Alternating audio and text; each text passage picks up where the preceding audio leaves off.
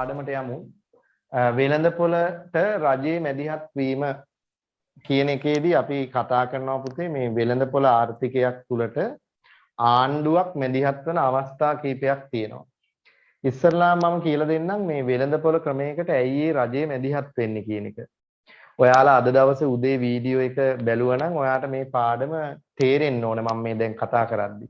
සමහරුන්ගේ කටවල් වලින් උත්තර කියවෙන්න ඕනේ මේ රජයේ මැදිහත් වෙන අවස්ථා මොනවද කියලා.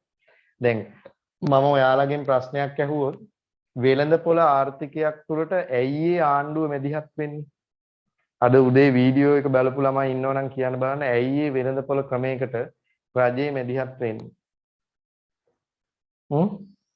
කවුරු හරි කියන්න පුතේ කතා කරන්න මාත් එක්ක. සේමිනී කියන්න බලන්න එහෙනම්.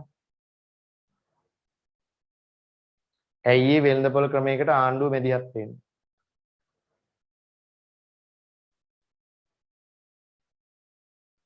බෑ උත්තරයක් දෙන්න.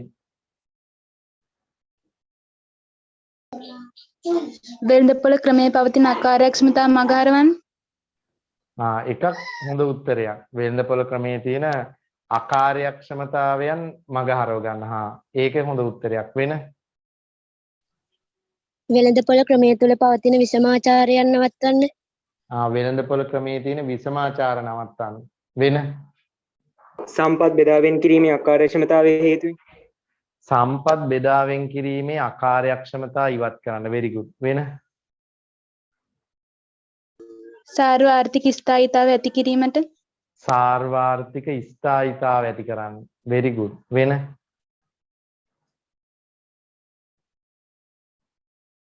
බලන්නකො වීඩියෝ එක අහලා පාඩම හරියට අල්ලගත්ත ළමයි මට උදව් කරනවා. දැන් ඔයාලා බලන්නකො මේ පාඩම මං ආපහු සැරයක් මේ කරන්න.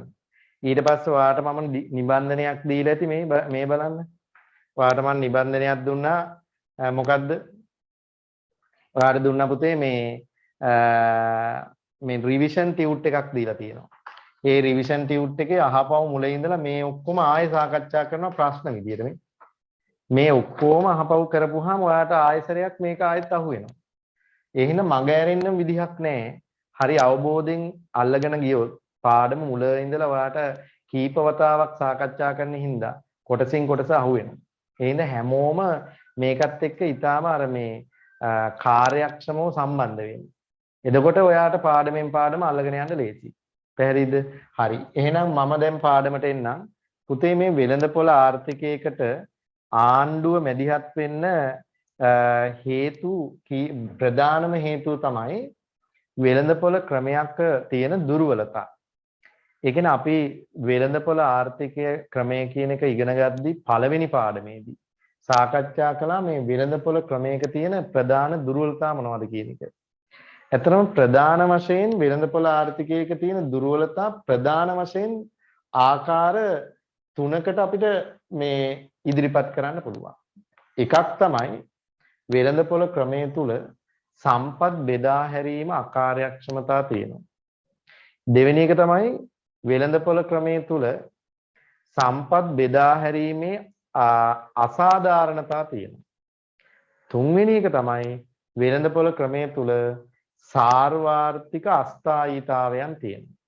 මෙන්න මේ හේතුව නිසා වෙළඳපොළ ආර්ථිකයකින් නැත්නම් වෙළඳපොළ ආර්ථික ක්‍රමයකින් මූලික ආර්ථික ප්‍රශ්න විසඳා ගැනීමේ ක්‍රමයක් විදිහට ආර්ථිකය අසාර්ථක වෙන්න පුළුවන්. වෙළඳපොළ ක්‍රමයේ බිඳ වැටෙන්න පුළුවන්. අන්නේ අසාර්ථකතා නිවැරදි කරන්න නම් රජයේ වෙළඳපොළ තුලට මැදිහත් වෙන්න ඕන. ඒ නිසා අපි කියනවා මේ වෙළඳපොළ ක්‍රමයකට ආණ්ඩුව මැදිහත් වෙන්නේ වෙළඳපොළ ක්‍රමයේ තියෙන අකාර්යක්ෂමතෙන් නිවැරදි කරන්න. වෙළඳපොළ ක්‍රමයේ තියෙන දුර්වලතා නිවැරදි කරන්න. අන්නේ නිවැරදි කරන්න රජයේ මැදිහත් වන අවස්ථා ගණනාවක් තියෙනවා. ඇත්තටම මේ දරුවෝ මතක් කරේ ආන්ගේ කියන අවස්ථා ටික තමයි. මොනවද ඒ අවස්ථා? එතකොට අපි ඒවා ඉදිරිපත් කරන්න ඕන පුතේ. එකක් සම්පත් බෙදා හැරීම අකාර්යක්ෂමතා තියෙනවනේ. ඒක නිවැරදි කරන්න ආණ්ඩුව වෙළඳපොළට එන්න ඕන. සම්පත් බෙදා හැරීමේ අසාධාරණතා තියෙනවනේ. ඒක නිවැරදි කරන්න ආණ්ඩුව වෙළඳපොළ තුලට එන්න ඕන. ඊළඟට සාර්වාර්ථික අස්ථායීතාවයන් තියෙනවනේ. ඒක නිවැරදි කරන්න ආණ්ඩුව වෙළඳපොළ තුලට එන්න ඕනේ.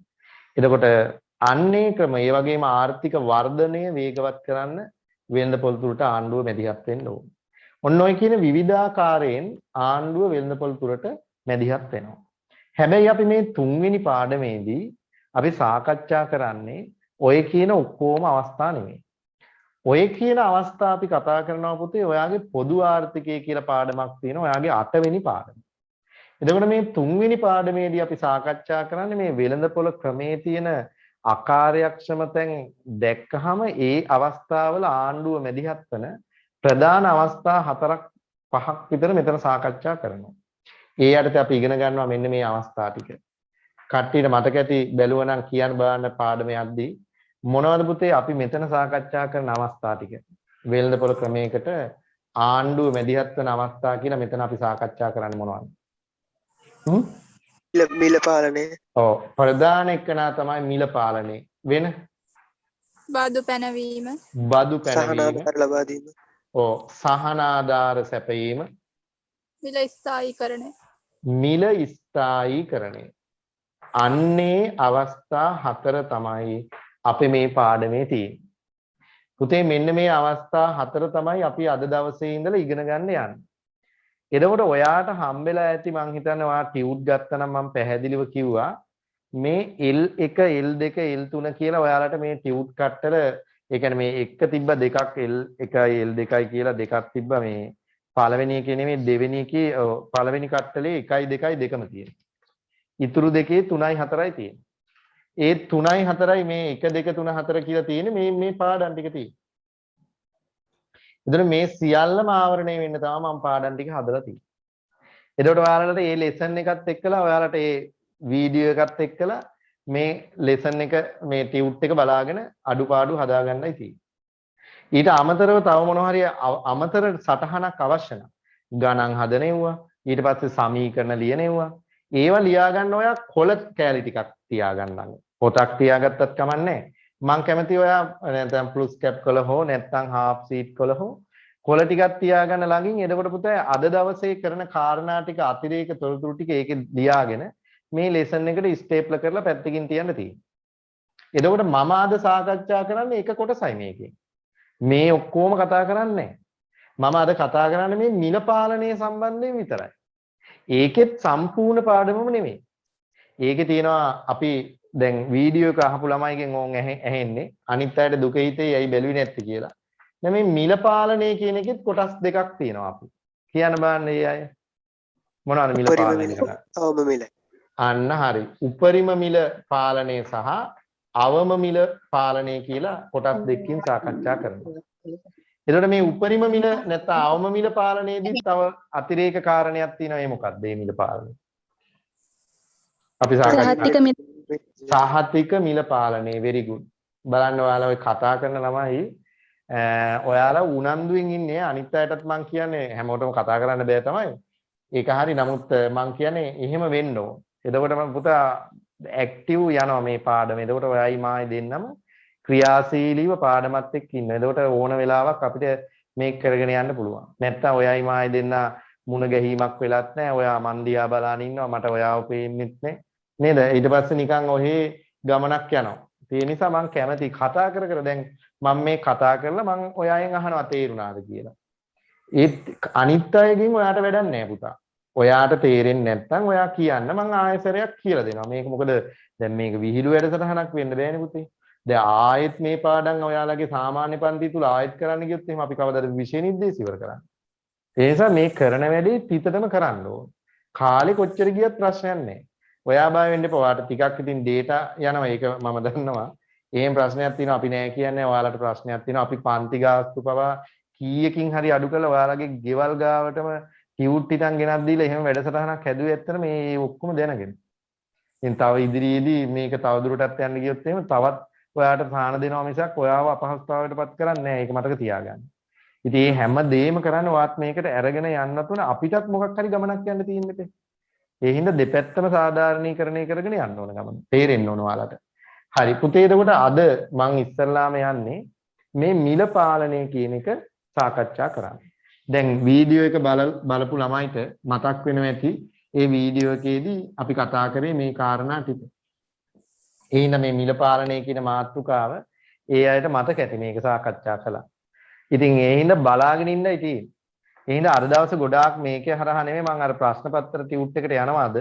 ඉතින් මේකේ මම මේ මතක් කිරීමක් කරන්නේ ඒකට යන්න කලින් මේ වීඩියෝ එක බලපු නැති දරුවන්ටත් ආයෙ අහුවෙන්න චුට්ටක් මතක් කරලා අපි අර ප්‍රශ්න සාකච්ඡාව තමයි අද ගොඩක්ම කරන්නේ. මොකද වීඩියෝ එකකින් මම පාඩම දාලා තියෙන්නේ. හරි බලා ගන්න ඔයාගේ ටියුට් එකේ අර L1 මිල පාලනය කියන ටියුට් එක අතට ගන්න. ඒකේ තියෙනවා මාතෘකාව වෙළඳ පොළට රජයේ මැදිහත් වන ආකාරය විමර්ශනය කරයි. ඒ යටතේ කියනවා වෙළඳ පොළට රජයේ මැදිහත් වන ආකාර විග්‍රහ කරයි.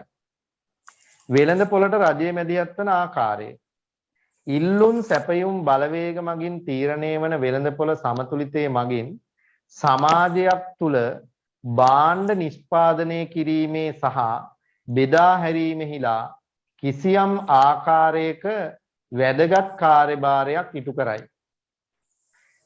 එසේ වුවද සමාජීය දේශපාලන හා ආර්ථික දෘෂ්ටි කෝණ වලින් බලා මෙම වෙළඳපොළ සමතුලිතය සමාජයට අහිතකර වේයයි යන විවිධ මත පළ කෙරේ. මේ නිසා නිදහස් වෙළඳපොළ ක්‍රියාකාරීත්වයට විවිධ ස්වරූප වලින් රජයේ මැදිහත් වනු දක්නට ලැබේ. ඒ කියන්නේ ඔයාලට මතක ඇති පුතේ අපි ඉගෙන ගත්ත දෙවෙනි පාඩමේදී සමතුලිතය කියලා මාතෘකාවක්. ඒ සමතුලිතයේදී මම කියලා දුන්නා පුතේ වෙළඳපොළක සමතුලිතයේ තීරණය වෙන්නේ ඉල්ලුම් හා සැපයුම් බලවේග මත. ඔයාලට මතක ඇති ඉල්ලුම් වක්‍රයයි සැපයුම් වක්‍රයයි දෙක එකිනෙක ඡේදනය වන ලක්ෂයේදී මිල කියලා කෙනෙක් තීරණය වෙනවා. ඒකට අපි කිව්වා සමතුලිත මිල කියලා. මෙතන සමතුලිත ප්‍රමාණය තීරණය වෙනවා. නේද? මේක තමයි වෙළඳපොළ ක්‍රමයේ තුල තීරණය වන සමතුලිතය. එතකොට මේ සමතුලිත මිලට අනුව වෙළඳපොළ ක්‍රමයේ ස්වයංක්‍රීයව ක්‍රියාත්මක වෙනවා. මේ ස්වයංක්‍රීයව තීරණය වන ඉල්ලුම, මේ ස්වයංක්‍රීයව තීරණය වන සැපයුම්, ඒ දෙකට අනුව තීරණය වන ස්වයංක්‍රීය මිල තමයි සමතුලිත මිල. මේ සමතුලිතයට අනුව වෙළඳපොළ ක්‍රියාත්මක වෙනකොට වෙළඳපොලේ ඉන්න ඇතැම් පාර්ශවයන්ට සමහර නිෂ්පාදකීන්ට හෝ සමහර පාරිභෝගිකීන්ට හානිදායක අවස්ථා තියෙනවා. ඒ කියන්නේ ඒ අයට අවාසිදායක අවස්ථා නැත්නම් ඒ අයට හානියක් වන අවස්ථා තියෙන්න පුළුවන්. ආන්ගේ හානියක් වන අවස්ථාවන් වලදී ඒ හානියට ලක්වන නිෂ්පාදකීන් හෝ පාරිභෝගිකීන් වෙනුවෙන් පෙනී හිටින්න තමයි වෙළඳපොළ තුලට කවුද මැදිහත් වෙන්නේ? ආණ්ඩුව මැදිහත් වෙන්නේ. ආණ්ඩුව මැදිහත් වෙලා විවිධාකාර ගැළපීම් කරනවා. බදු පනවනවා, මිල පාලනයන් කරනවා, සහන ආධාර සපයනවා, මිල ස්ථායීකරණ ක්‍රියාමාර්ග ගන්නවා. එතකොට මේ රජයේ මැදිහත් වෙන්නේ පුතේ වෙළඳපොලේ මේ ක්‍රියාත්මක වන සමතුලිතයේ තුලින් වෙළඳපොලේ ඉන්න පාරිභෝගිකයන්ට හා නිෂ්පාදකීන්ට අසාධාරණයක් අකටයුත්තක් වෙන අවස්ථාවන් වලදී අන්න යාලා වෙනුවෙන් පෙනී හිටින්න තමයි ආණ්ඩුව වෙළඳපොළ තුලට මැදිහත් වෙන්නේ.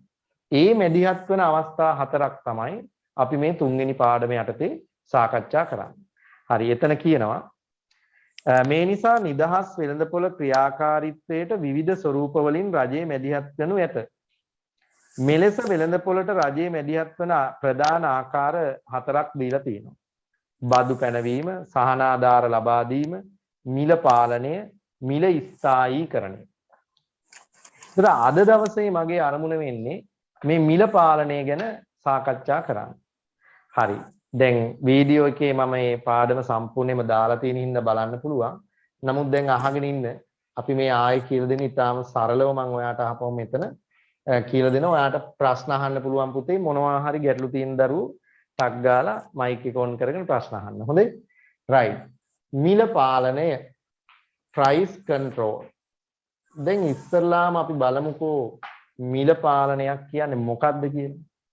දැන් මම ඉස්සරලාම මිල පාලනයේට පුතාලට නිර්වචනයක් කියනවා. ඒක එකපාරම තේරෙන්නේ නැති වෙයි. හැබැයි ටික වෙලාවක් ගියපුවාම තේරෙයි. ඒ නිසා ඉස්සරලාම අහගෙන ඉන්න මොකද්ද මේ මිල පාලනය කියලා කියන්නේ. ඔන්න අහගන්නකෝ. පුතේ මිල පාලනය කියන්නේ මෙන්න මේ වගේ දෙයක්.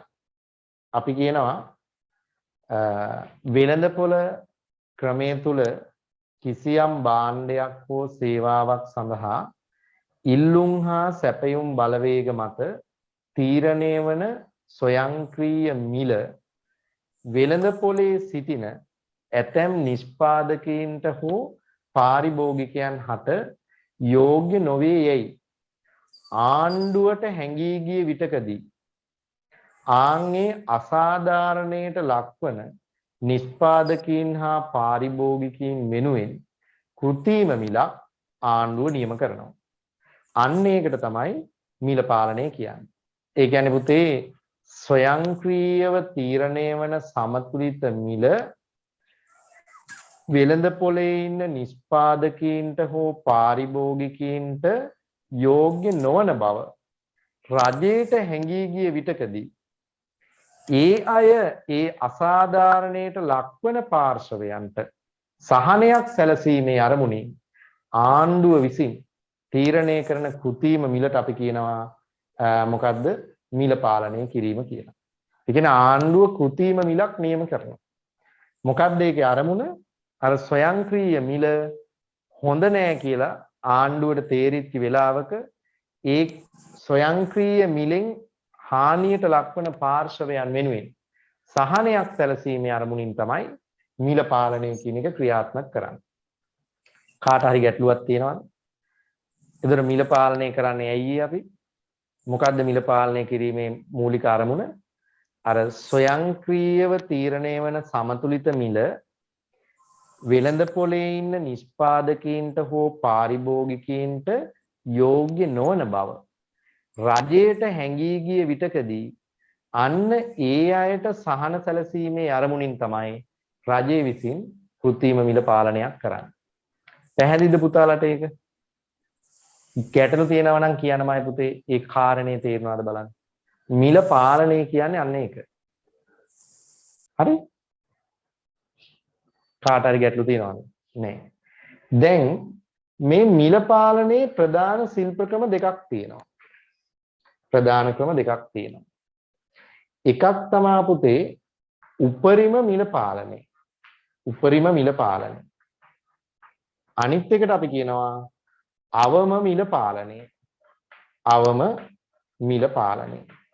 දැන් අපි බලමු මේ දෙක කොහොමද එන්නේ කියලා. මේ උපරිම මිල පාලනය හා අවම මිල පාලනය කියන එක තමයි මිල පාලන ශිල්ප ක්‍රම දෙක. දැන් අපි බලන්න යන්නේ උපරිම මිල පාලනය හා අවම මිල පාලනය කියලා ක්‍රම දෙකක් තියෙන්නේ ඇයි? දැන් ඔයා දන්නවා වෙළඳ පොළ ආර්ථිකයක ඉල්ලුම් හා සැපයුම් බලවේග කියලා බලවේග දෙකක් තියෙනවා. එකිනෙකට ප්‍රතිවිරුද්ධව හැසිරෙන බලවේග දෙකක් තියෙනවා. ඒ ඉල්ලුම බලවේගය ක්‍රියාත්මක කරන්නේ පාරිභෝගිකයා පැත්තෙන්. සැපයුම කියන බලවේගය ක්‍රියාත්මක වෙන්නේ නිෂ්පාදකයාගේ පැත්තෙන්. එතකොට වෙළඳ පොලේ ස්වයංක්‍රීයව තීරණය වන සමතුලිත මිලෙන් පාරිභෝගිකයාට හානියක් වන වෙලා තියෙන නැත්නම් අවස්ථා තියෙන්න පුළුවන්. ඒ කියන්නේ ස්වයංක්‍රීයව තීරණය වන මිල සමහර අවස්ථාවලදී පුතේ පාරිභෝගිකයින්ට යෝග්‍ය නැහැ. සමහර අවස්ථාවලදී නිෂ්පාදකයින්ට යෝග්‍ය නැහැ.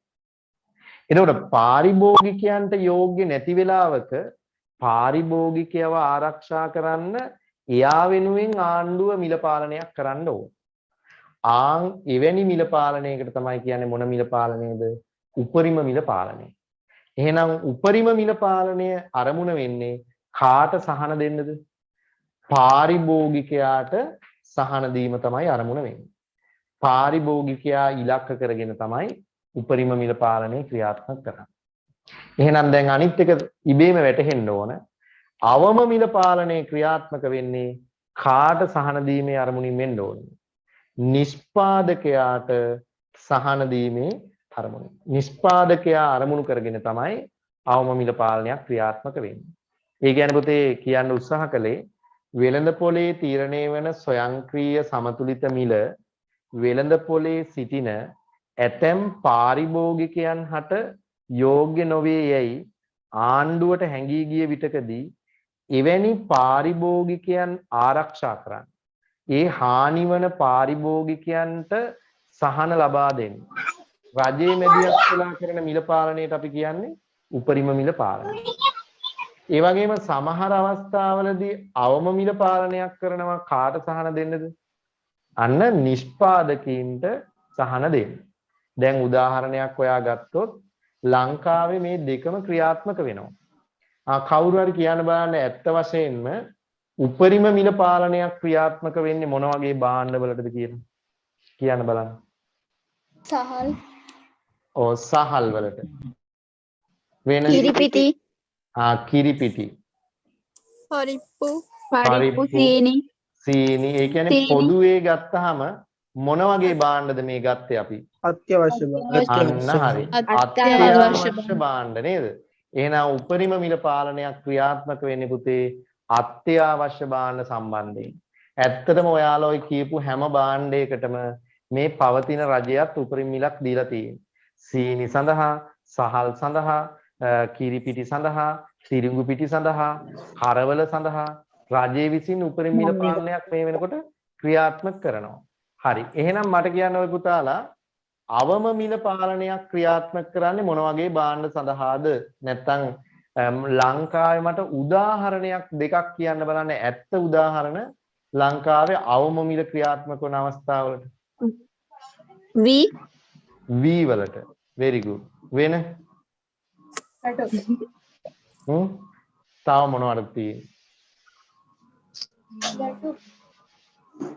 වැටුප් very good. අවම වැටුප් නියම කරන අවස්ථා තියෙනවා. සේවාවක් වෙනුවෙන් නේද? වෙන? තව උදාහරණයක් තමයි පුතා දැන් ලංකාවේ බීලූණු ගොවීන්ට අවම මිලක් දීලා තියෙනවා. ඊළඟට අපි ගත්තොත් එහෙම බිත්තර නිෂ්පාදකයන්ට අවම මිලක් දීලා තියෙනවා. තේරෙනවද? ලංකාවේ මේ අවම මිල ක්‍රියාත්මක වෙනවා. දැන් ඇත්තම උදාහරණ වාගේ විභාගෙට අහලක් තියෙනවා. ඒ වෙලාවට ඔය වී, බීලූණු, බිත්තර වගේ දේවල් වලට අවම මිල පාලනයක් ක්‍රියාත්මක වෙනවා කියන එක මතක තියාගන්න ඕනේ. හරි මම හිතනවා දල අදහසක් ඔයාට උපරිම මිල හා අවම මිල සම්බන්ධයෙන් එන්න ඇති කියලා. තාම මම කතා කළේ නැහැ. උපරිම මිල කියන්නේ මොකක්ද කියලා දුන්නේ නැහැ. අවම මිල කියන්නේ මොකක්ද ඒකේ ප්‍රතිවිපාක කතා කළේ නැහැ. නමුත් දැන් දල වශයෙන් අදහසක් එන්න ඇති මිල පාලනය කියන්නේ මොකක්ද කියලා. තේරෙනවද මම පුතාලාට ගැටලුවක් තියෙන ළමයි ඉන්නවනම් කියන්න. ඒ අයට පුළුවන් අර අත උස්සලා හරි නැත්නම් මයික් එක ඔන් කරලා කතා කරන්න. අනිත් අයගෙන් වැඩක් නැහැ. මොකද කියන්නේ? ඔව් ගැටලු නැහැ. අපි ඉස්සරහට යමුද? right. එහෙනම් ඔයාගේ පිටු අංක 1 බලා ගන්න පුතේ මිල පාලනය කියන කොටසට අදාළ නෝට් එක හැමෝම. එතන කියනවා කිසියම් භාණ්ඩයක් හෝ සේවාවක් හෝ සඳහා වෙළඳපොළ ඉල්ලුම් හා සැපයුම් බලවේග මගින් තීරණය වී ඇති මිල ඇතැම් විට පාරිභෝගිකයන්ට සහ නිෂ්පාදකයන්ට අසාධාරණ විය හැකිය. බලන්නකෝ අර ස්වයංක්‍රීය මිල සමහර විට නිෂ්පාදකයන්ට හෝ පාරිභෝගිකයන්ට අසාධාරණ වෙන්න පුළුවන්. මෙවැනි අවස්ථාවන්හිදී ආණ්ඩුව වෙළඳ පොලේ මිල පාලනය කරයි.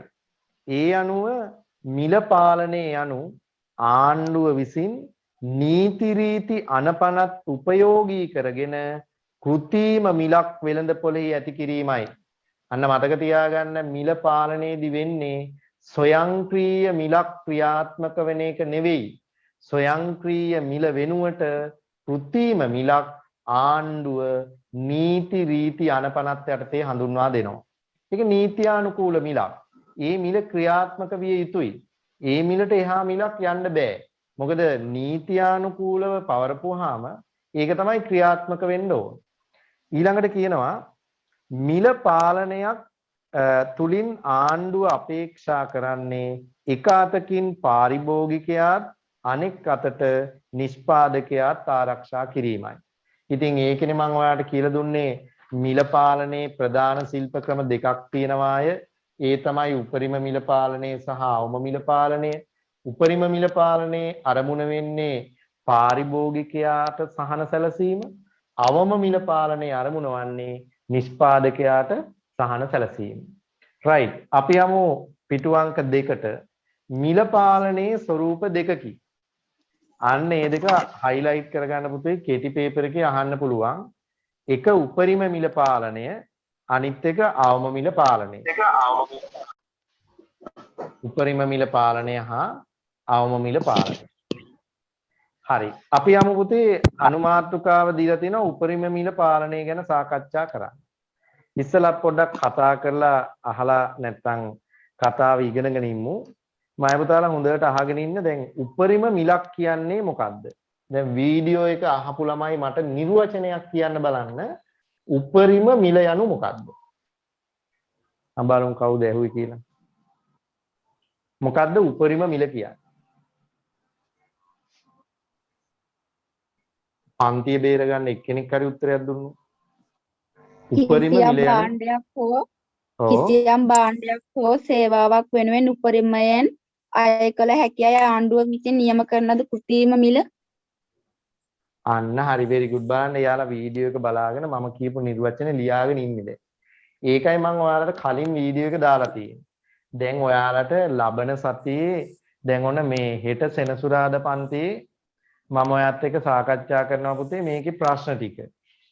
හරි ප්‍රශ්න නිබන්ධනය තමයි හෙට දවසේ කරන්නේ. එතකොට ඔයාට ඊළඟ සතියේ සිකුරාදා ලෙසන් එකට එන්න කලින් මම දානවා දෙවෙනි වීඩියෝ එක. එතකොට මේ වීඩියෝ එක බලන්න ඕනේ හැමෝම.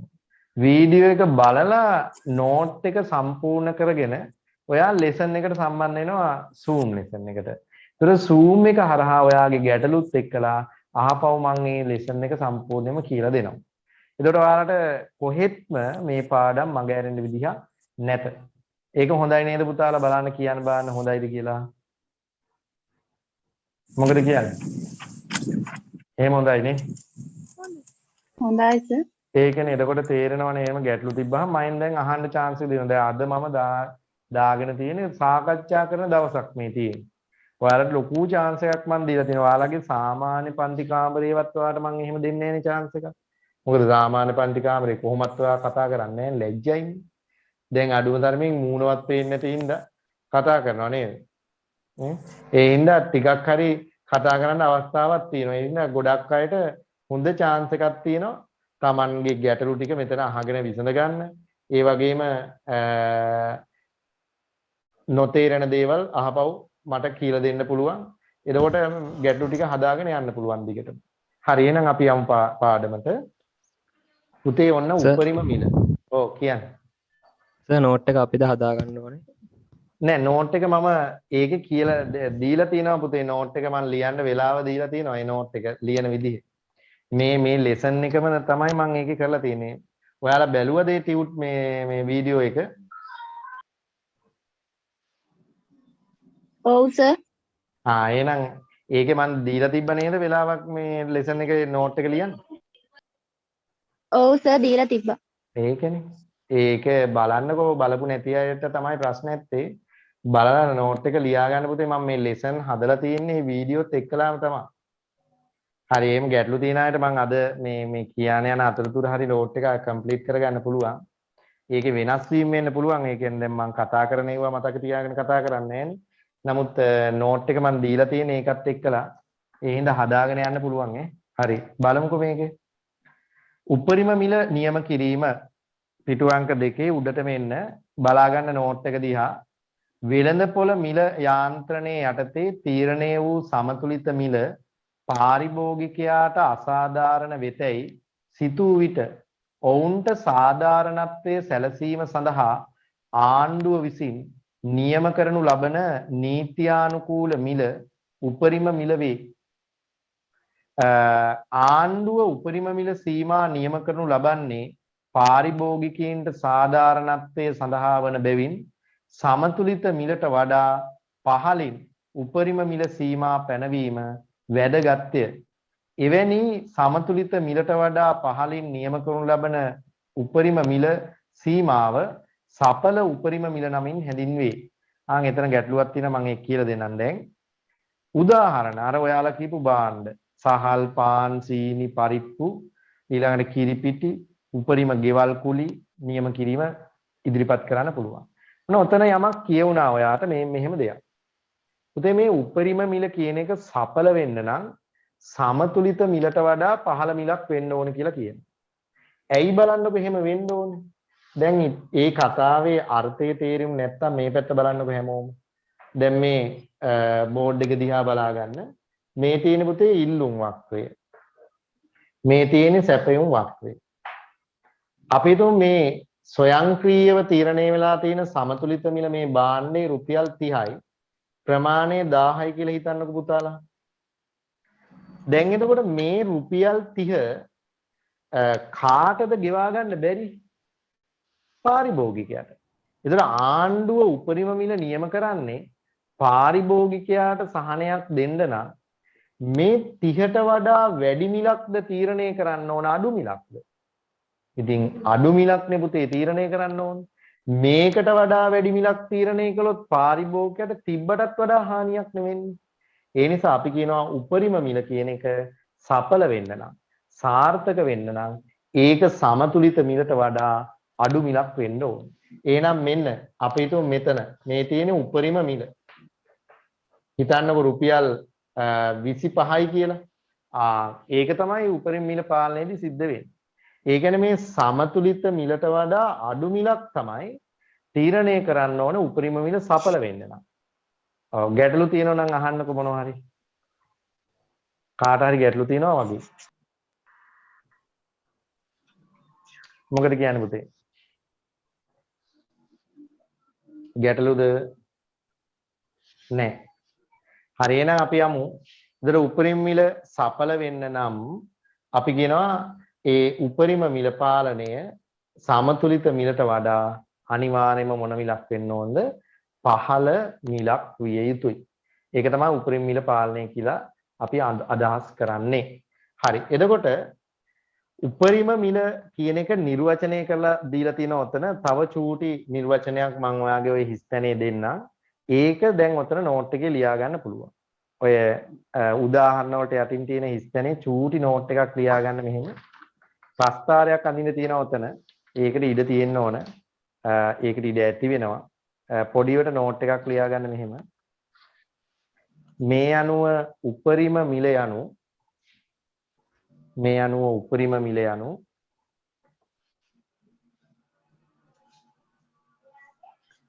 කිසියම් භාණ්ඩයක් සඳහා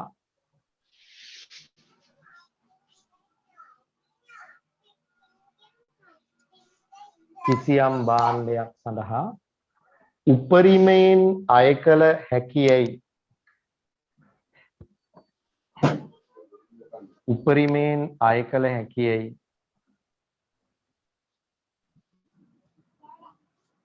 රජය විසින්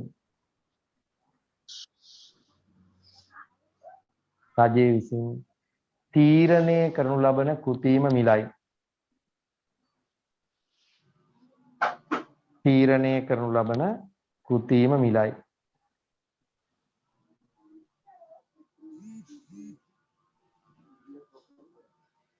හරි. දැන් පුතේ මේ ප්‍රස්තාර සටහන අඳින්න ඕනේ. හැබැයි මම වෙනම ප්‍රස්තාරයක් දෙනවා. ඔයාට සංකේත වලින් මේ ප්‍රස්තාරය ඇඳ ගන්න ඕන. ඒ නිසා හැමෝම මෙන්න මේ ප්‍රස්තාර සටහන අඳින්න. ඔතන ඔයාගේ ඒ හිස්තැනේ පහලින් ඇඳගමු. මම වෙලාව දෙන්නම් ඔයාට. මේ තියෙන ඉල්ලුම් වක්‍රය. මෙතන අපි දාමු සැපයුම් වක්‍රය. සමතුලිත මිලයි ප්‍රමාණයයි දාන්න පුතේ. අපි දාමුකෝ P බිඳුව Q බිඳුව කියලා නෝට් එක හදාගමු. P බිඳුව Q බිඳුව. උපරිම මිල දාමු අපි මේ උපරිම මිල මේක දාන්නකො P1 කියලා. හරි. එතන මෙතන තියෙන ඉල්ලුම් ප්‍රමාණය දාන්න පුතේ Q1 කියලා. මෙතන තියෙන සැපයුම් ප්‍රමාණය දාන්න Q2 කියලා. ඒ කියන්නේ මේ උපරිම මිලේදී තියෙන ඉල්ලුම් ප්‍රමාණය කියන්නේ ඉල්ලුම් වක්‍රයේ ඡේදනය වෙන තැන ප්‍රමාණය Q1. උපරිම මිලේදී තියෙන සැපයුම් ප්‍රමාණය කියන්නේ සැපයුම් වක්‍රයේ ඡේදනය වෙන තැන ප්‍රමාණය Q2. හරි. right. ඇඳ ගන්න මම විනාඩියක් දෙන්න ඔයාලට. ඒ අතර අනිත් අයට ප්‍රශ්න අහන්න පුළුවන් මොනවා හරි තේරුනේ නැත්තම්.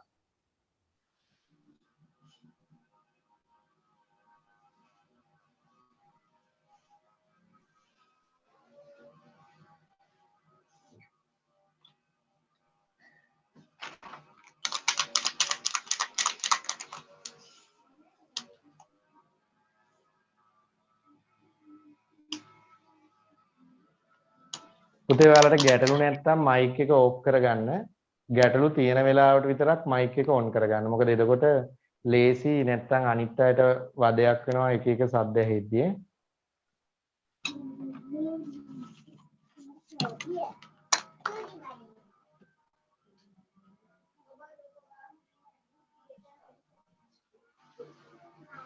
කො බලන්න සූටින් මාටි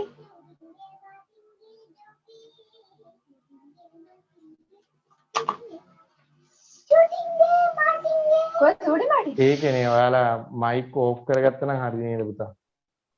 ෂූටින් මාටිනුත් බලනවා සමහරු.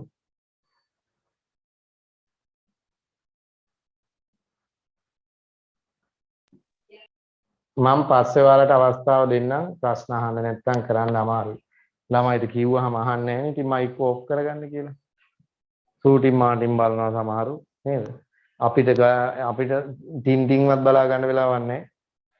මේ ඔයා ෂූටින් මාටින් බලන්න. හරි.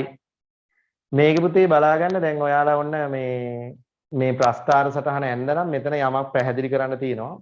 දැන් බලන්න මේ උපරිම මිල කියන එක සමතුලිත මිලට වඩා අඩු මිලක් හින්දා බලන්න ඉල්ලුම් ප්‍රමාණයට මොකද වෙන්නේ? දැන් සමතුලිතයේදී ඉල්ලුම් ප්‍රමාණය උනේ පුතේ Q බිඳුවනේ. ඒතර පහළ මිලකදී ඉල්ලුම් නීතියට අනුව ඉල්ලුම් ප්‍රමාණය වැඩි වෙන්න එපා. එහෙනම් ඉල්ලුම් ප්‍රමාණය Q බිඳුවේ ඉඳලා Q1 දක්වා වැඩි වෙනවා. මිල අඩු වෙද්දී පුතා සැපයුම් නීතියට අනුව සැපයුම් ප්‍රමාණය නම් අඩු වෙන්න එපා. එහෙනම් සැපයුම් ප්‍රමාණය Q බිඳුවේ ඉඳලා Q2 දක්වා අඩු වෙනවා. එතකොට වෙළඳ පොලේ මෙන්න මේ වගේ ප්‍රශ්නයක් ඇති වෙනවා. මොකද්ද? තොග හිඟයක් ඇති වෙනවා. තොග හිඟේ නැත්තම් අපි ඒකට කියනවා අදි ඉල්ලුම. අදි ඉල්ලුම. එහෙමත් නැත්තම් තොග හිඟේ කියලා කියනවා මේකට. මොකක්ද ඒ කියන්නේ? වෙළඳ පොලේ මේ උපරිම මිලේදී ඉල්ලුම් කරන ප්‍රමාණය එම මිලේදී සැපයුම් කරන ප්‍රමාණයට වඩා වැඩි. ඉල්ලුම් කරන ප්‍රමාණය Q1 සැපයුම් කරන ප්‍රමාණය Q2. ඒ කියන්නේ ඉල්ලුම් කරන ප්‍රමාණය සැපයුම් කරන ප්‍රමාණයට වඩා වැඩි කියන්නේ වෙළඳ පොළ තුල තොග හිඟයක් හෙවත් අදි ඉල්ලුම් තත්වයක් නිර්මාණය වෙනවා. තේරෙනවද? ඒක තමයි මේ උපරිම මිල පාලනයේ තියෙන පළවෙනිම ප්‍රතිවිපාකය. ඒ හරහා මේ උපරිම මිල බිඳ වැටෙන්න. උපරිම මිල පාලනය අසාර්ථක වෙන්න යම් යම් කාරණා බලපාන. ඒ ටික අපි දැන් කතා කරනවා. ඔයා මෙතනත් සංගල වරහන දාලා ලියන්නකො පුතේ අදි ඉල්ලුම නැත්තම් තොග හිඟේ කියලා ලියාගන්න. අදි ඉල්ලුම එහෙම නැත්තම් තොග හිඟේ කියලා ලියාගන්න.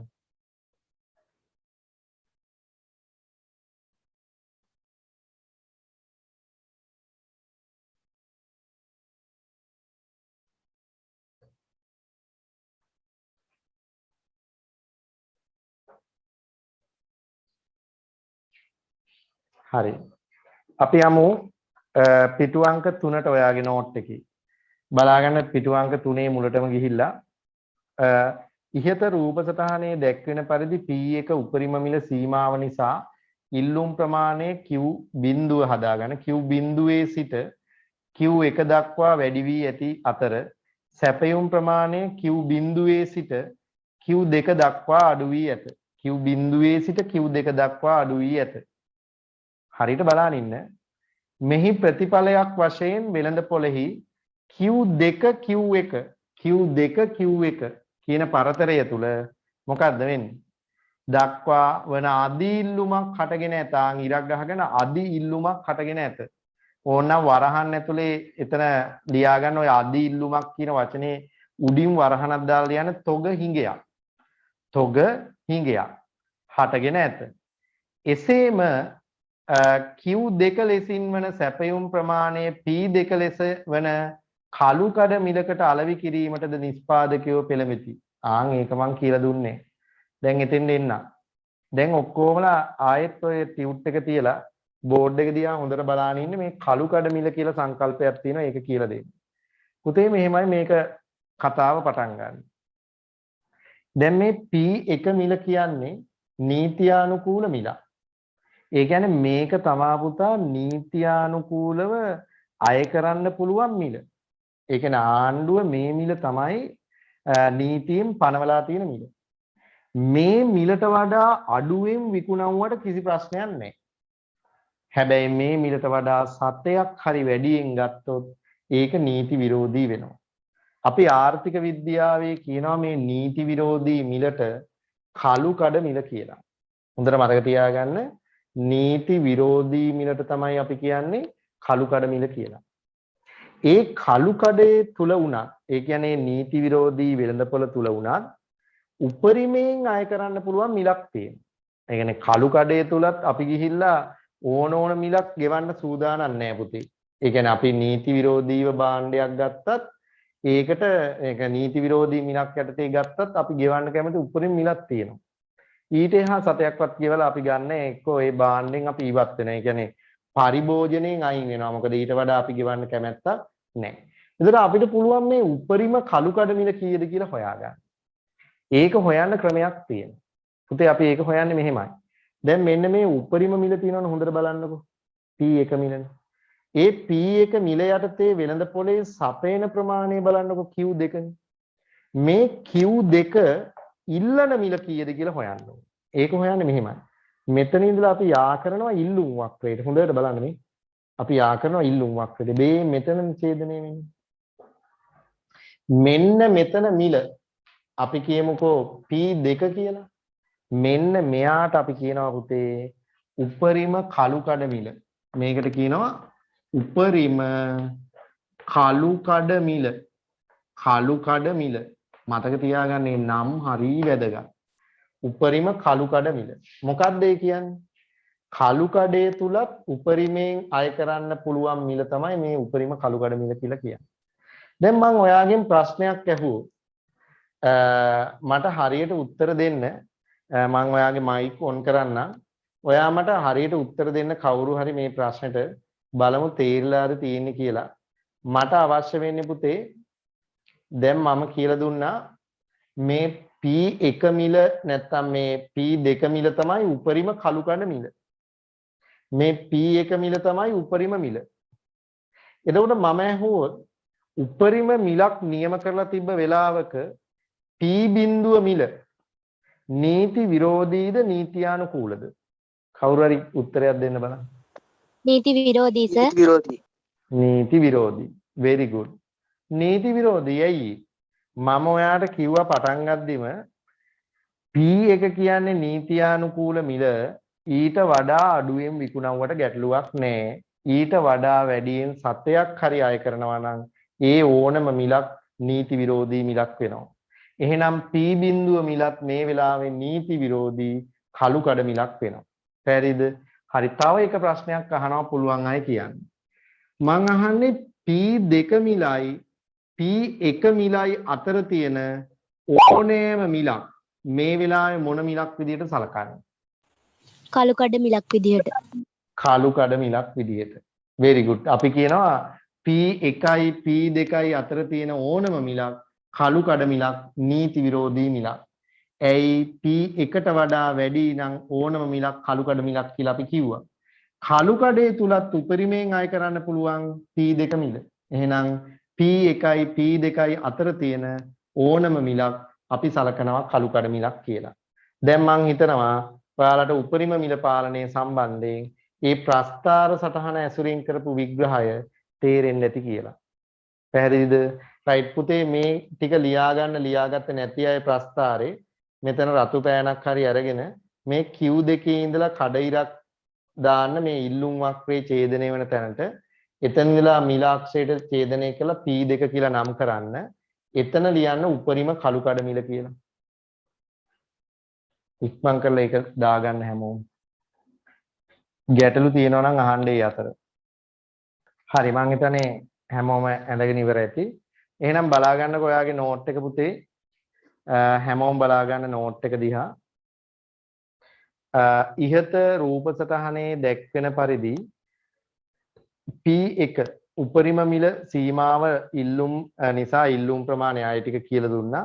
අපි නවත්තවුවේ Q2 ලෙසින් වන සැපයුම් ප්‍රමාණය අපි කිව්වා P2 ලෙසින් වන කළු කඩ මිලකට අලෙවි කිරීමට නිෂ්පාදකයෝ පෙළඹෙති. උපරිම මිල සීමා නියම කිරීම නිසා ඇතිවන ප්‍රතිවිපාක තව දුරටත් පහත පරිදි දැක්විය හැකිය.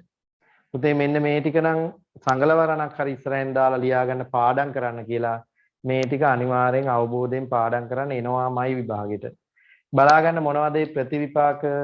1 අදි ඉල්ලුම නිසා වෙළඳ පොළෙහි භාණ්ඩ හිඟයක් ඇතිවීම. ඒක තේරෙනවනේ. උපරිම මිලේදී වෙළඳ පොළේ තොග හිඟයක් භාණ්ඩ හිඟයක් ඇති වෙනවා අදි ඉල්ලුම් තත්වයක් නිසා. 2 නීති විරෝධී කළු කඩ මිල යටතේ භාණ්ඩ අලෙවි කිරීමට තැත් කිරීම. භාණ්ඩ අලෙවි කිරීමට තැත් කරනවා නිෂ්පාදකයෝ කළු කඩ මිල ගණන් යටතේ. ඒ කියන්නේ වෙලෙන්ද මොකද කරන්නේ පුතේ? තියෙන තොග ටිකත් හංගලා අර නීති විරෝධී මිල ගණන් යටතේ අලෙවි කරන්න උත්සාහ කරනවා. ඒතර පාරිභෝගිකයාට මොකද වෙන්නේ? තිබ්බ තත්ත්වයටත් වඩා හානියක් වෙන්නේ. පාරිභෝගිකයා හිතාගෙන දැන් එයාට තිබ්බේ P මිලටවත් ගන්න. ඊට පස්සේ දැන් මොකද වෙන්නේ? මේ මිල පාලනයත් එක්ක එයාට P2 දක්වා මිල වැඩි කරන්න විකුණන්න හදනවා. පාරිභෝගිකයට තිබ්බටත් වඩා හානියක් වෙන්නේ. නිෂ්පාදකයෝ මොකද කරන්නේ? තියෙන තොග ටිකත් හංගගෙන වැඩි මිල ගණන් යටතේ කළු කඩ මිල ගණන් යටතේ අලෙවි කරන්න උත්සාහ කරනවා. ඉතින් ඒවා නීති විරෝධී. ඒකනේ ඔය වැටලීම් කරා කියලා ඔය කඩවල් සීල් කරා කියලා එහෙම කියන්නේ නේද? ඒ කියන්නේ දැන් පොලිසිය අර පාරිභෝගික අධිකාරියෙන් වෙළඳ පොළවල් චෙක් කරනවා. චෙක් කරලා නීති විරෝධී මිලට අලෙවි කරනවා නම් ඒ කඩවල් එහෙම සීල් කරනවා. ඒ නීති විරෝධී මිලට අලෙවි කරන්න බෑ. ඒ කියන්නේ මේ මිලට තමයි හන්දන් අලෙවි කරන්න ඕන. නමුත් ඉතින් හොරාට කළු කඩේ තුල අලෙවි කිරීමක් වෙනවා. හරි බලා ගන්න දෙවෙනි එක තුන්වෙනි එක කළු කඩ මිල නිසා පෙර තිබූ සමතුලිත මිලට ඒ කියන්නේ P බිඳුව වෙන්න ඕන වරහන් ඇතුලේ P බිඳුව වඩා ඉහළ මිලකට ඒ කියන්නේ P2 භාණ්ඩ අලෙවි කිරීම. අම්බාන ඊළඟ ප්‍රතිපාකේ දැන් පාරිභෝගිකයට පෙර තිබ්බ මිලටවත් ගන්න වෙන්නේ. ඇයි?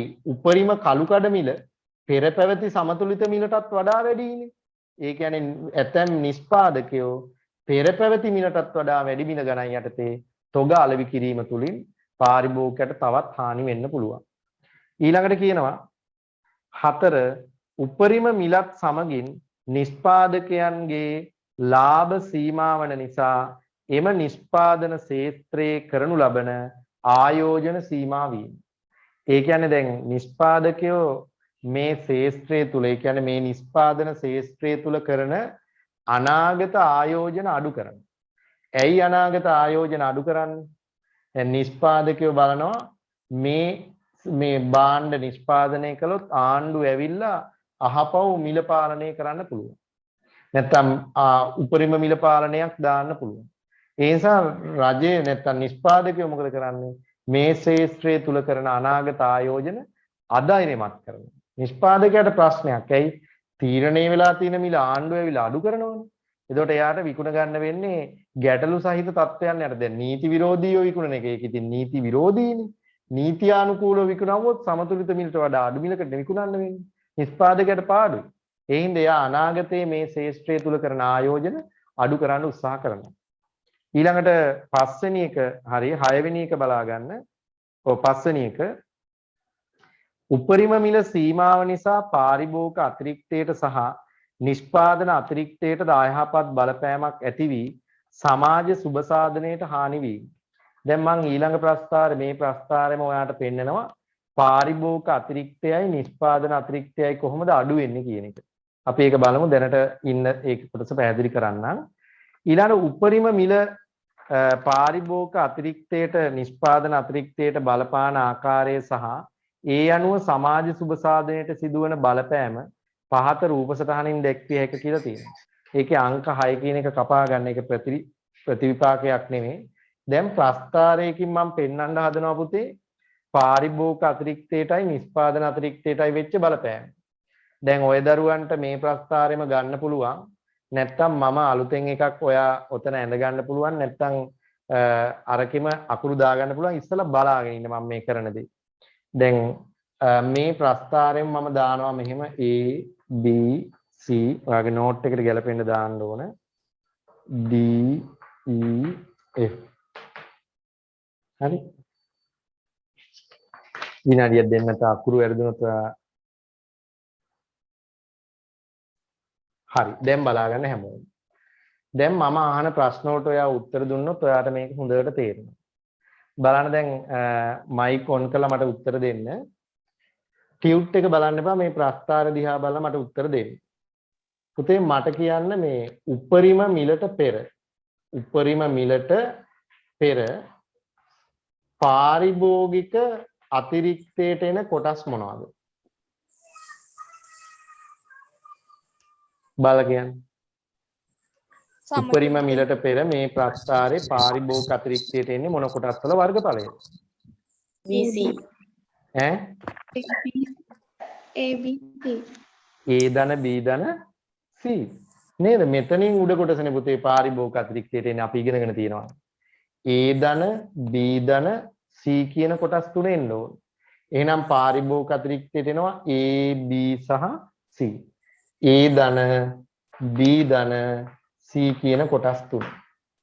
හරි එහෙනම් ඔයා කියන බලන්න නිෂ්පාදන අතිරික්තයට එන කොටස් වල වර්ගඵලය මොනවද? DEF අන්න D ධන E ධන F. D ධන E ධන F. එහෙනම් D E F කියන කොටස් නේද? D ධන E ධන F කියන කොටස් වෙන්න ඕන.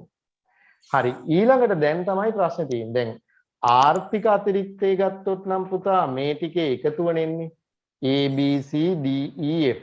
ඒ හයම එනවනේ ආර්ථික අතිරික්තයට ඒක ගැටලුවක් නැහැ.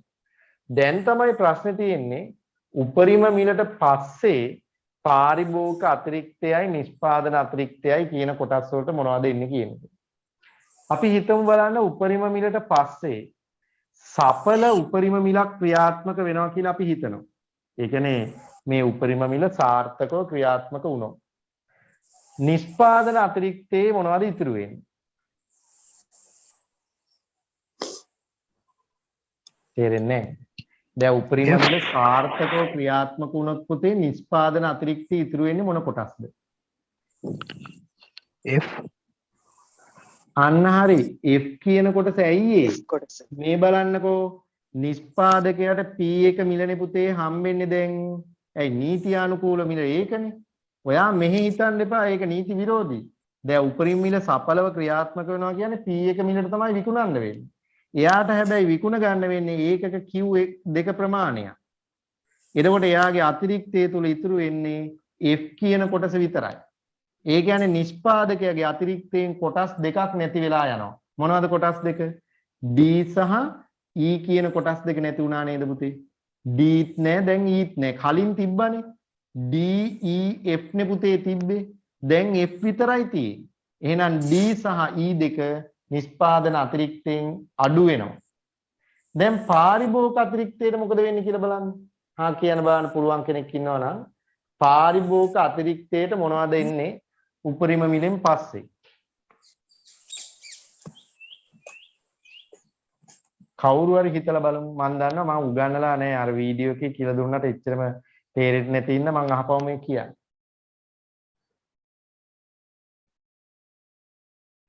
කවුරු හරි කියන්නේ. පාරිභෝගික අතිරික්තයට මොනවද එයිද? වැරදුනාට කමන්නේ ඔයා දන්නේ. පාරිභෝගික අතිරික්තයට මොනවද එයිද? ඒ කොටස. ඒ කොටසද? හොඳට බලමු.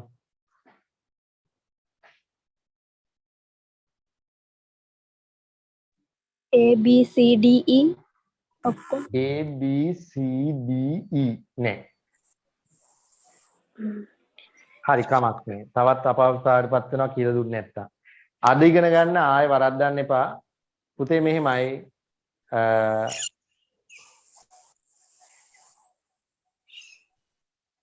පාරිභෝගික අතිරික්තයට එකතු වෙන කොටස් ටික බැලුවොත් දැන් පාරිභෝගිකයාට විකුණ ගන්න වෙන්නේ Q2 ප්‍රමාණයනේ පුතේ. එයා Q1 ප්‍රමාණය විකුණුවට වැඩක් නැහැ ගන්න Q2නේ. හැබැයි එයා සඵල මිල එයාට හම්බෙනවා නම් P1 මිල හම්බෙනවා නම් මෙන්න මේ කොටස් තුන හොඳට බලන්න. මෙන්න මේ කොටස් තුන මම මේ පාට කරන කොටස් තුන A B D A B D මෙන්න මේ කොටස් තුනේ වර්ගඵලය තමයි පාරිභෝගික අතිරික්තයට යන්නේ. හොඳට මතක තියාගන්න පාරිභෝගික අතිරික්තයට එන්නේ A සහ B සහ D කොටස්. දැන් කෙනෙක්ට හිතන්න පුළුවන් ඇයි CE එන්නේ නැත්තේ? ඉතින් A ප්‍රමාණයට වඩා අඩු ප්‍රමාණයනේ දැන් අලෙවි වෙන්නේ. ඒ කියන්නේ මෙහෙට යන්න විදිහක් නැහැ. Q2 ප්‍රමාණයෙන් අලෙවි වෙන්නේ. ඒ Q2 ප්‍රමාණයට අනුව හිතන්න. මිල හම් වෙනවා යාට P1. එහෙනම් මෙන්න මේ ට්‍රැපීසියමේ ABD කියන ට්‍රැපීසියමේ මේ කොටස් තුනේ වර්ගඵලය තමයි පුතේ පාරිභෝගික අතිරික්තයට එන්නේ. එහෙනම් ඔයාලට යම් අදහසක් ගන්න පුළුවන්. කුමන තත්ත්වයේදී වුණත් කොටස් දෙකක් ආර්ථික අතිරික්තයෙන් අනිවාර්යයෙන්ම අයින් වෙනවා. මොනවද මේ කොටස් දෙක කියන බලන්න කවුරු හරි. ආර්ථික අතිරික්තයෙන් කොටස් දෙකක් අයින් වෙලාම යනවා. කවුද ඒ කොටස් දෙක? C සහ E. C සහ E කියන කොටස් දෙකේ වර්ගඵලය ආර්ථික අතිරික්තයෙන්ම අයින් වෙලා යනවා. දැන් බලන්න මේ දෙන්නට වෙච්ච දෙයක් නැහැ. මෙයා පාරිභෝගික අතිරික්තයේ හිටියා C දැන් නැහැ. E නිෂ්පාදන අතිරික්තයේ හිටියා දැන් නැහැ. එහෙනම් සුද්ධ වශයෙන් C සහ E කියන කොටස් දෙකේ වර්ගඵලය ආර්ථික අතිරික්තයට අහිමි වෙනවා. ඒ නිසා සුද්ධ සුබ සාධනයේට C සහ E කියන කොටස් දෙක නැති වෙලා යනවා. තේරුණාද කියන මම පුතාලා? තේරිති නැති කෙනෙක් ඉන්නවා නම් කියන මම ආයෙ කියලා දෙන්න. මම පුතාලා කියන්න බලන්න. සමහරු මැසේජ් දානවා ආයෙ සැරයක් කියලා දෙන්න කියලා. හරි කියලා දෙන්න. තේරෙන්නේ නැත්නම් මට කියන්න බලන්න තේරුන්නේ නැද්ද කියලා. හරි තව එක සැරයක් මම කියලා දෙන්නම් අහපව්. හොඳට බලන් ඉන්න. දැන් මේ ප්‍රස්තාරයේ අහපව අඳින්න ඕනේ නෑ මං මේ පාට කරපු එක විතරක් මම පොඩ්ඩක් මෙහෙම කරන්න. ඔයා බලාගෙන ඉන්න මේ මං ආයෙ කියලා දෙන්න හදන්නේ පුතේ. හොඳට බලාගෙන හිටියොත් තේරෙයි. හරි. දැන් මේ ප්‍රස්තාර සටහන දිහාම බලාගෙන ඉන්න. අහන ප්‍රශ්න වලට එකින් එක උත්තර දීගෙන යන්න හිතෙන් එතකොට තේරෙනවා. උපරිම මිලක් නෑ කියලා හිතන්න. එහෙනම් දැන් පාරිභෝගික අතිරික්තයට මොනවද එන්නේ කියලා බලමු. සමතුලිත මිල P බිඳුව සමතුලිත ප්‍රමාණය Q බිඳුව. එහෙනම් P බිඳුවයි Q බිඳුවයි තීරණය වෙලා තියෙන වෙලාවක පාරිභෝගික අතිරික්තයට එනවා කොටස් තුනක්. මොනවද මම පුතාලා? A B C A B C A B C කියන කොටස් තුන පාරිභෝගික අතිරික්තයට එනවා. උපරිම මිලක් නැහැ කියලා ආයෙත් හිතන්න. එතකොට සමතුලිත මිලේදී නිෂ්පාදන අතිරික්තයට එනවා කොටස් තුනක් D E සහ F. D E සහ F කියන කොටස් තුනේ වර්ගඵලය නිෂ්පාදන අතිරික්තයට එනවා. හරිනේ. එතකොට උපරිම මිල දැම්මට පස්සේ උපරිම මිල සඵලව ක්‍රියාත්මක වෙනවා නම් නිෂ්පාදකයාට සිද්ධ වෙනවා P1 මිල යටතේ Q2 ප්‍රමාණයක් සපයන්න.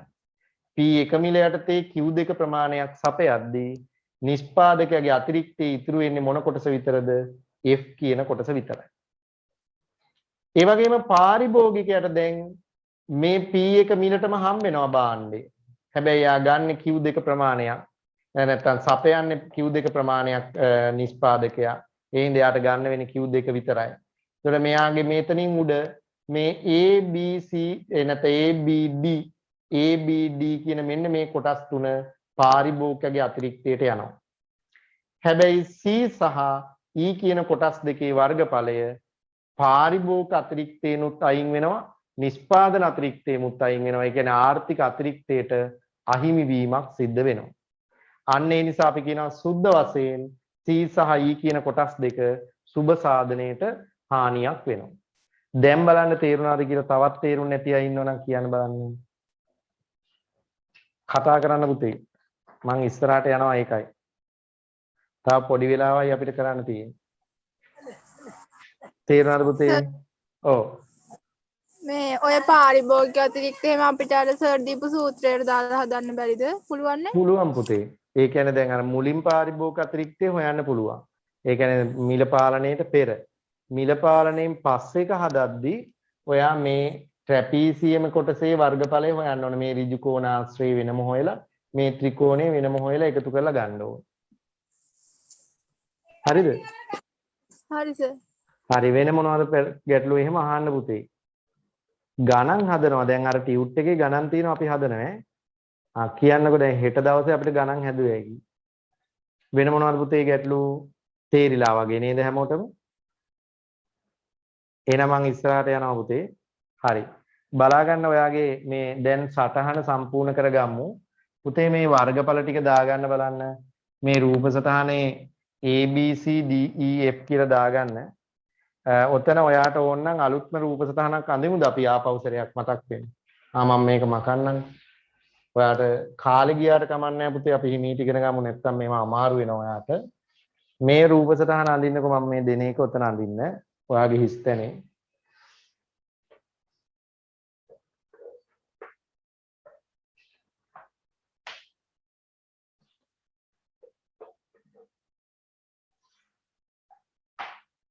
හැමෝම මේක ඇඳගන්න අඳපු නැති අය.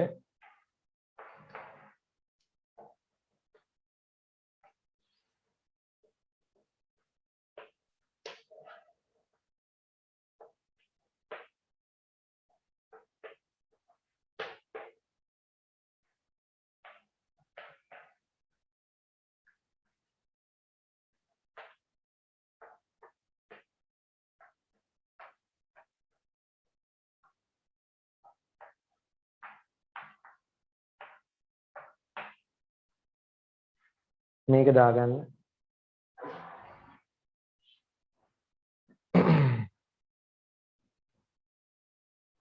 පුතේ හැමෝම අර වීඩියෝ එක බලන්න මම දාලා තිබ්බ වීඩියෝ එක ආපෞසරයක් බලන්න. අද දවසේම බැලුවා නම් ඔයාලට මේ පාඩම තවත් හොඳට තේරෙවි. ඒකෙත් මම පැහැදිලි කරලා කියලා දීලා තියෙන එක. ප්‍රස්තාර සටහන ඇඳගෙන ඉවරද පුතේ මම ඉස්සරහට යන්නද නැත්නම් නෑ කියන්න. හරි එහෙනම් අපි බලමු. පුතේ පිටු අංක 3 ප්‍රස්තාරයට පහලින් තියෙන නෝට් එක බලන්න. උපරිම මිලට පෙර පාරිභෝගික අතිරික්තයේ A ධන B ධන C උපරිම මිලට පෙර නිෂ්පාදන අතිරික්තයේ D සහ E සහ F උපරිම මිලට පෙර ආර්ථික අතිරික්තයේ A B C D E F. හරි. පිටු අංක 4ට එන්න හැමෝම. අපිට කියනවා උපරිම මිලට පසු පාරිභෝගික අතිරික්තයේ A B C අහිමි වී ඇත. අන්න එතන නිශ්චිත වශයෙන් ඒ හම්බුණාට එතන අපි සඵල උපරිම මිලක් ක්‍රියාත්මක වෙනවා කියලා හිතනවා. ඒ නිසා එතන වරහන් ඇතුලේ ලියන්න පුතේ මෙන්න මේ නෝට් එක. දැන් ඒ කාට හරි තේරුම් නැත්නම් ඇයි ඒ ගත්තේ කියලා මම කියලා දෙන්නේ. පුතේ දැන් මොන தත්ත්වයේ යටතේ වුණා. ඒ කියන්නේ උපරිම කළු කඩ මිල ක්‍රියාත්මක වුණත් ඒ ඉතිරි වෙනවනේ පාරිභෝගික අතිරික්තයට. ඒ කියන්නේ අනිවාර්යෙන්ම ඒ තියෙනවාමයි. දැන් B සහ D මම ඉස්සෙල්ලා කියලා දුන්නේ සඵල උපරිම මිලක් ක්‍රියාත්මක වෙන අවස්ථාවනේ. සාමාන්‍ය විභාගයට අහන්නේ එහෙමයි. සඵල උපරිම මිලක් ක්‍රියාත්මක වෙනවා කියන්නේ කළු කඩ මිල ක්‍රියාත්මක වෙන්නේ නැහැ. එතකොට මේ B සහ D දෙක පාරිභෝගික අතිරික්තයට යන්නේ. ඒ නිසා උතන A දීලා තියෙන්නේ අර ඕනම තත්වයක් යටතේ පාරිභෝගික අතිරික්තය A වෙන්න පුළුවන්. ඒ කියන්නේ කළු කඩ මිල උපරිමයෙන් ක්‍රියාත්මක වුණත් A නතර වෙනවනේ. A හම් වෙනවම තමයි. එහෙනම් වරහන් ඇතුලේ ලියන්න පුතේ රතු පෑනක් අරගෙන ඒ අර හතරවෙනි එක ඒ කියන්නේ අහිමි පාරිභෝගික අතිරික්තය ඒ කියලා තියෙන එකේ ලියා ගන්න රතු පෑනෙන් ඒ චූටියට සඵල උපරිම මිල ක්‍රියාත්මක වේ නම් පාරිභෝගික අතිරික්තය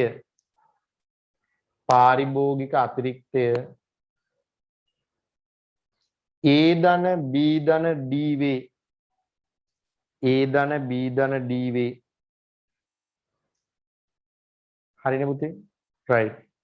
ඊළඟ පස්වෙනි එකේ කියන උපරිම මිලට පසු නිෂ්පාදන අතිරික්තයේ F විතරයි. ඒක හරිනේ. ඊළඟ අහිමි වෙන උපරිම මිලට පසු ආර්ථික අතිරික්තයේ A සහ F නිශ්චිතව ඉතුරු වෙන්නේ A සහ F. හැබැයි සඵල උපරිම මිලකදී A B D F කියන හතර දෙනාම ඉතුරු වෙනවා. ඒන වරහන් ඇතුලේ ලීවට කමන්නේ එතනත් සඵල උපරිම මිලක් යටතේ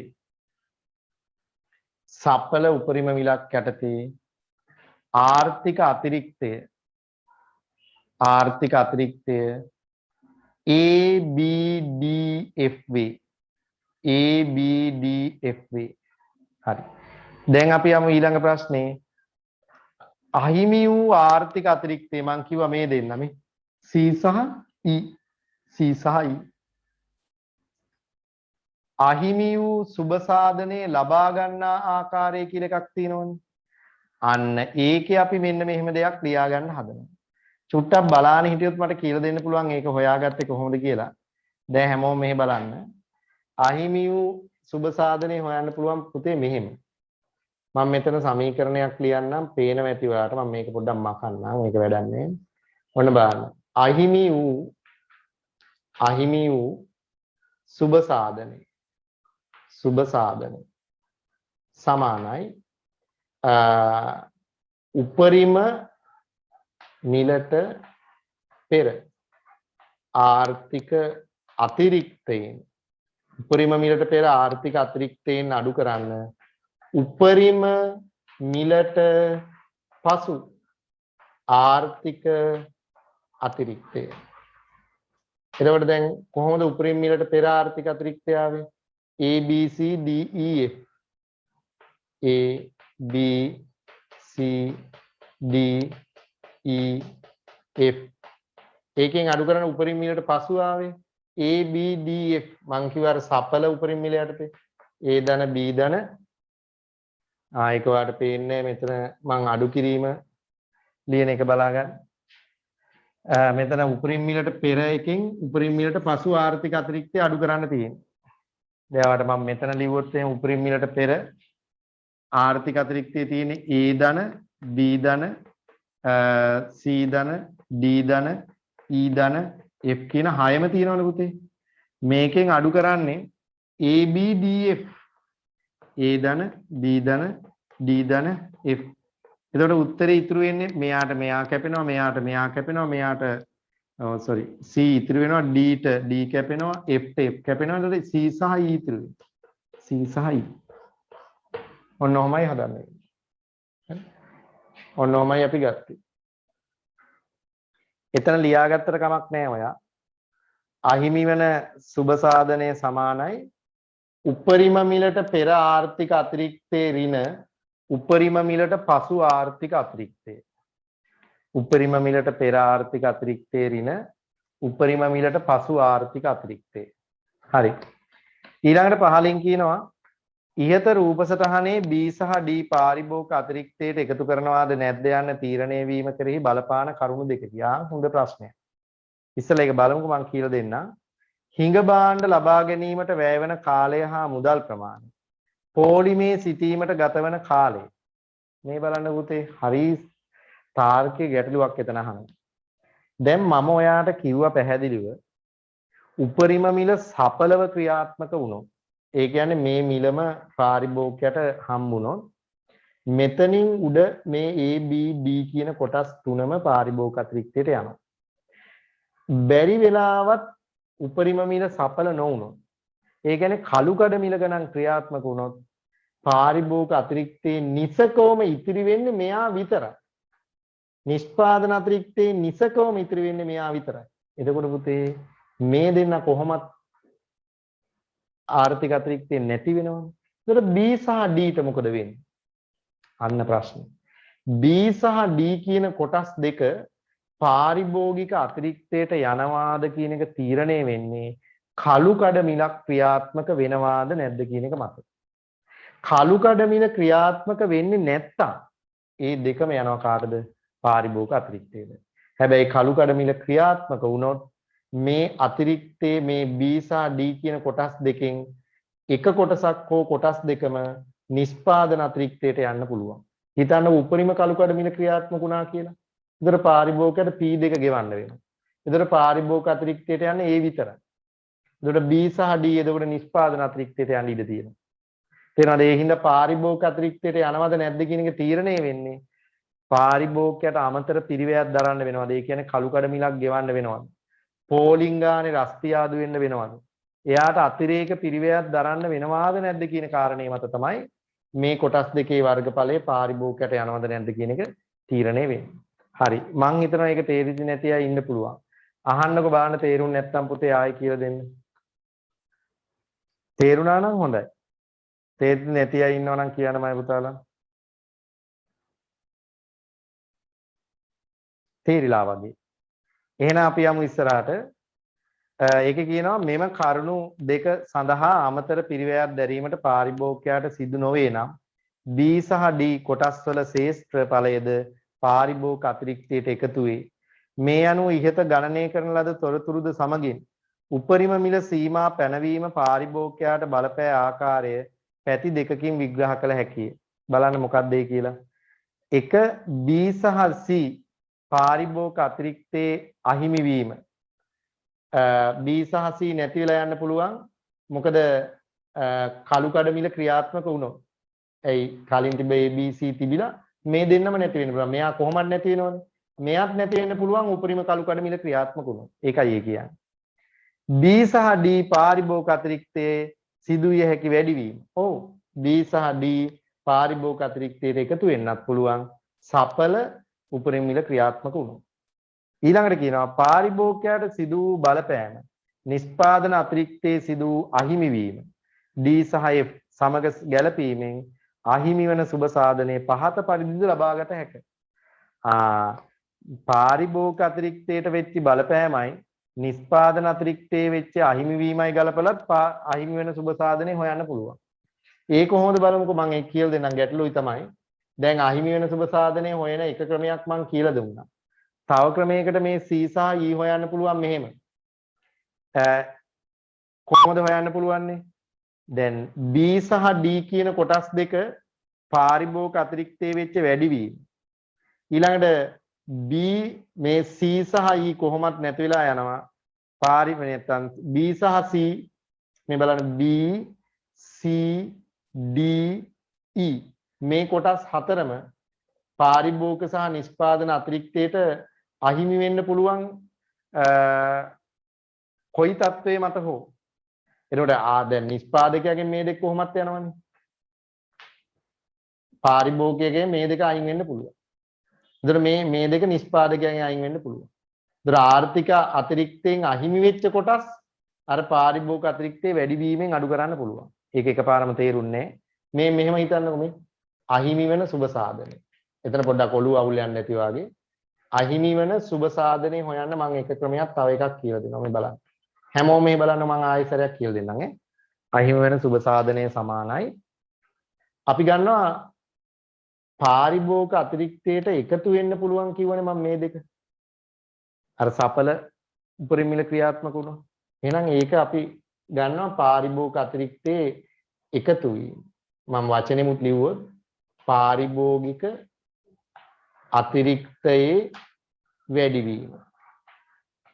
ඍණ දැන් මේ කොටස් හතර අපිට අංශුව ඒ කියන්නේ කොයි වෙලේ හරි මේ පාරිභෝගික අතිරික්තයෙන් හා නිෂ්පාදන අතිරික්තයෙන් අඩු වෙන්නත් පුළුවන්.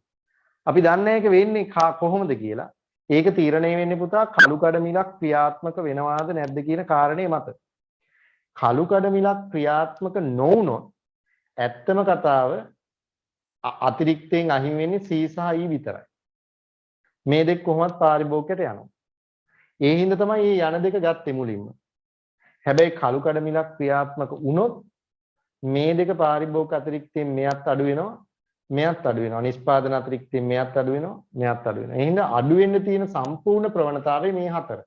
එනේ මේ හතර දෙනාම අපි අඩු කළොත් B C D සහ E අඩු කරලා බැලුවොත් දැන් බලන්න මේ ටික හිලව් කළොත් ඒ කියන්නේ මෙතන තියෙන පුතේ B ධන D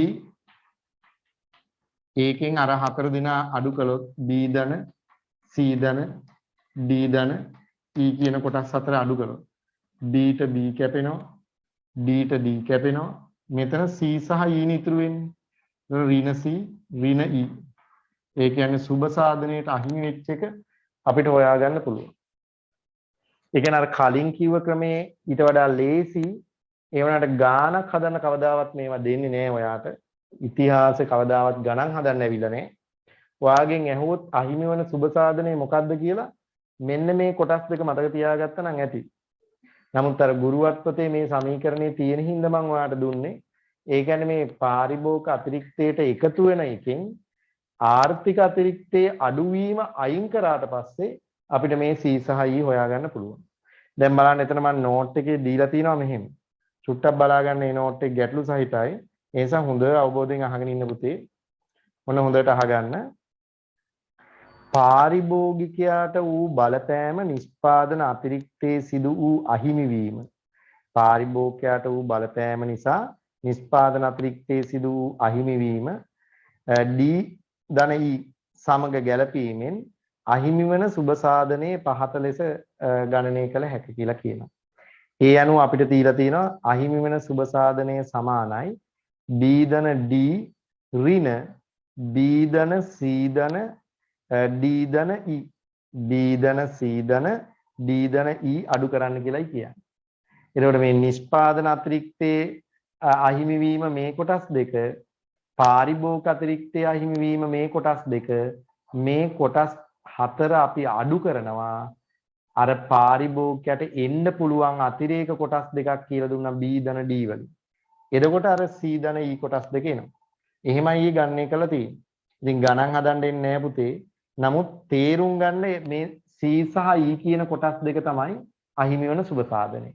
ඔය ඔක්කොම අමතක කළා C සහ E කියන කොටස් දෙක ආර්ථික අතිරික්තයෙන් නැති වෙනවා කියලා මතක තියාගත්තා නම් හරි. ඒක තේරුණාද කියන්න බලන්න. ගැටලු තියෙනවා නම් කතා කරන්න බලන්න. එකපාරක් උදව්වක් කරන්න.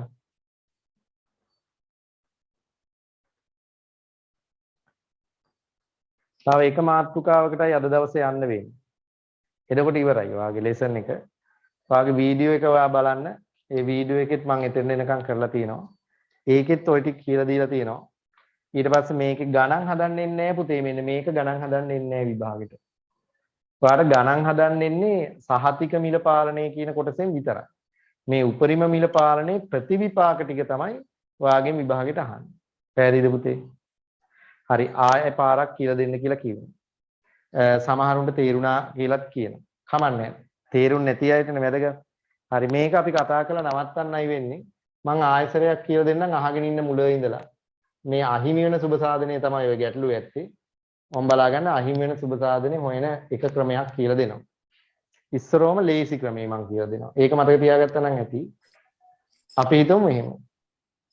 අහිමි වෙන සුබ සාධනේ හොයන්න පුළුවන් පුතේ සපල උපරිම මිලක් ක්‍රියාත්මක වෙනවා කියලා හිතන්න. ඒ කියන්නේ කළු කඩ මිල ක්‍රියාත්මක වෙන්නේ නැති තත්ත්වය. අපි කියනවා සපල උපරිම මිල. එතකොට P1 මිල ක්‍රියාත්මක වෙනවා. එහෙම වුණොත් පාරිභෝගික අතිරික්තය හා නිෂ්පාදන අතිරික්තය බලමු. පාරිභෝගික අතිරික්තය ඉතුරු වෙනවා ABD. නිෂ්පාදන අතිරික්තය ඉතුරු වෙන්නේ F. ඒතර ආර්ථික අතිරික්තයට එනවා පුතේ ABDF. ඒක තේරුණා. කලින් ආර්ථික අතිරික්තයේ තිබ්බේ ABCDEF ඔක්කොම තිබ්බනේ. දැන් ඉතුරු වෙන්නේ පුතේ මේ හතර විතරනේ. ඒ කියන්නේ මේ දෙන්න නෑ. C සහ E නෑ. එහෙනම් C සහ E කියන්නේ සුබ සාධනට වෙච්ච හානිය. අහිමි වෙච්ච සුබ සාධන. එහෙනම් උපරිම මිලට පෙර ආර්ථික අතිරික්තයෙන් උපරිම මිලට පසු ආර්ථික අතිරික්තය අඩු කරපුවාම අහිමි වෙන සුබ සාධනයේ හෙව්ව හැකි සපල උපරිම මිලක් යටතේ. ඒ ලේසිම ක්‍රමය. ඒක මම හිතනවා තේරුණා කියලා. අනිත් ක්‍රමේ ටිකක් අමාරුයි. ඒක මෙහෙම හිතන්න. ඕන් අහගන්න කියන්නේ. අපි බලනවා අහිමි වන සුබ සාධන. අහිමි වන සුබ සාධන. හොයන්න පුළුවන් මෙහෙම. මම වචනේ ලියුවොත් ඉස්සල්ලාම අහිමි වෙන සුබ සාධනයේ සමානයි. දැන් ඔයා මතක තියාගන්න පුතේ කළු කඩ මිල යටතේ නැත්නම් කළු කඩ මිල ක්‍රියාත්මක නොවුනොත් අපි හිතනවා කළු කඩ මිල ක්‍රියාත්මක නොවුනොත් පාරිභෝගික අතිරික්තයට එකතු වෙන්නේ කොටස් දෙක මොකක්ද? B සහ D. එහෙනම් පාරිභෝගික අතිරික්තයට එකතු වෙන කොටස් පාරිභෝගික අතිරික්තයට